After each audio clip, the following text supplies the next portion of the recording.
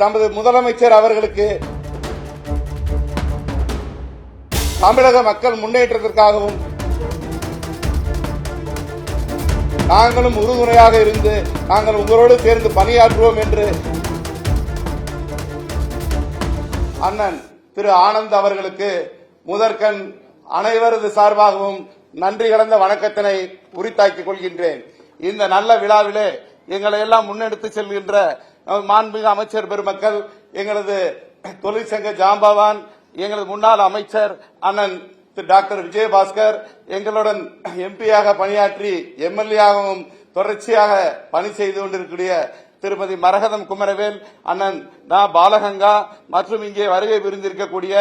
அத்தனை தலைவர்களுக்கும் உங்கள் சார்பாகவும் எனது திண்டுக்கல் மாவட்ட கழகத்தின் சார்பாகவும் நன்றி கலந்த வணக்கத்தினை தெரியப்படுத்திக் கொள்கின்றேன். நான் வழக்கறிஞர் பிரிவு திண்டுக்கல் கிழக்கு மாவட்டத்தினுடைய செயலாளராகவும் முன்னாள் நாடாளுமன்ற உறுப்பினராகவும் மாண்புமிகு புரட்சித் தலைவி அம்மா அவருடைய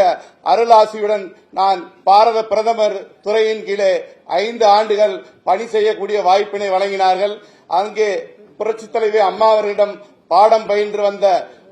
ஒரு நடுத்தர வர்க்கத்தைச் சேர்ந்த என்னை இந்த இயக்கத்தில் புரட்சி தலைவரும் புரட்சி தலைவி அம்மா அவர்களும்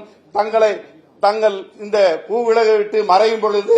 அடுத்த தலைவர் யார் என்று எங்களுக்கு அடையாளம் காட்டவில்லையே என்று வருத்தப்பட்டுக் கொண்டிருந்த இந்த அனைத்து இந்திய அண்ணா திராவிட முன்னேற்ற கழகத்தினுடைய